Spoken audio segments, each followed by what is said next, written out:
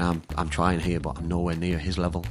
Always going to be a superstar. If you get called arrogant, I think some people see it as negative. In football, it's a great word because he was arrogant enough to know he was the best.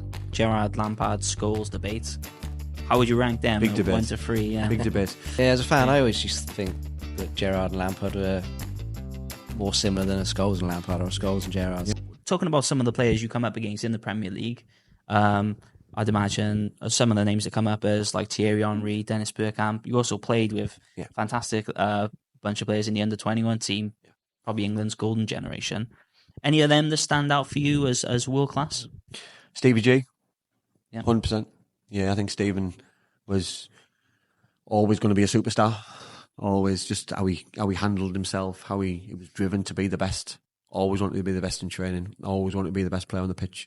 And I think we all tried to be the best player on the pitch, but we knew we weren't. Always tried to be the best player in training, but you knew you weren't because you always look at other players and think, you know what I mean, I'm trying here, but I'm nowhere near his level. You know, and I think that just shows how good they are. And arrogance is always a good word. You know, arrogant. If you get called arrogant, I think some people see it as negative. In football, it's a great word because he was arrogant enough to know he was the best. And I think Michael Owen's in that category as well. Every time I played up front with Michael, that you try to get to his levels, but you just know you're never going to be as good as him. You know what I mean? And that's not a slant on me, but no Michael Owen. You know, and he was just, it was unbelievable, and just everything he did. You know, it was just always the smallest, but he was always the most powerful. He was always the most quickest. He was always the most selfish goal scorer, and just didn't stick at 2, 3, 4, 5. He'd go and get 10, and that's just the kind of people who you want in your team. Nightmare when they were against you because it's relentless. But those kind of levels, and when you've got the two players who are playing in the same team at Liverpool, then they're on the same level because they play with each other and week in, week out, daily, and it's just never ending, and it becomes a phenomenon in terms of that just get better and better and better, and when you play against other good players and other good teams, and add the David Beckhams into this world, then how can they ever fall off the golden generation that we underachieved as a country massively, but that wasn't an individual problem, it was a collective and a management issue, I believe. Yeah, in terms of like the Gerrard, Lampard, Scholes debate, how would you rank them? Big debate. 1 to 3, yeah. Big debate. I think it was badly managed in terms of not finding a space for them. I think if we were now in 2024, you'd fit them all in the same formation in terms of 3 in the middle, because you could do that. Back in the day when they had 4-4-2 and you played David Beckham on the right, which was a superstar, by the way, you know what I mean, who had to play.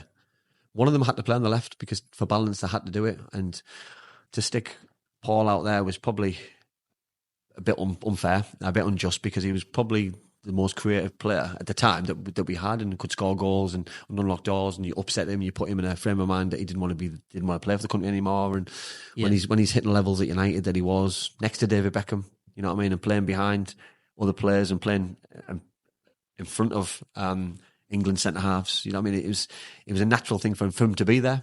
But then Frank would have had the same issue playing out there. He would have played next to Ashley Cole, which would have been a club and country thing, which might have worked a little bit better, but it's a real touchy subject at the time, and there's no magic formula. You know what I mean? Right now, I think they would have got it right, because they would have had to play 3 centre-halves. You would have had Ashley Cole on the left wing-back. You would have had David Beckham as right wing-back. You could have had Alan Shearer and Michael Owen as 2 forwards. It would have been a better balance. We would have had so much success. We would have won something. But England had quite a few years of problem at left wing, didn't they? Yeah, huge. Left footers. Well, probably since John Barnes left, and that's going back. Yeah. You know what I mean? Back in the day, when in 1986. Yeah. You know what I mean? Like, we had a real issue of a left winger. Yeah. You know, if Nick Giggs in Wales. If Ryan Giggs was English, then we would have been. Well, we would have won the lot. We would have won the lot, but then it would have been. You would have still had the same scenario with the 3. Yeah, you would have only played the 2. One. Yeah. One. Did it work just the 2 of them? I'm not sure. You know, because Stephen had to play a different role, deeper. He couldn't go forward because Frank always liked to go forward, and Paul would have it would have been a real strange scenario having to pick 2 out of the 3, and it worked because you're playing the 3. But no, we would have been successful if we would have had Ryan on the left hand side, 100%. Yeah, as a fan, I always used to think that Gerrard and Lampard were more similar than a Scholes and Lampard or a Scholes and Gerrard. Yeah. So for me, Scholes would have been in with one other of those 2. I just felt they were too similar. Yeah, it's getting that fine balance, isn't it? But yeah, wouldn't I like to be that brave manager who made that call to drop one of those 3? And Sven was that person who unfortunately had to make that decision, and it was such a difficult decision to get it right.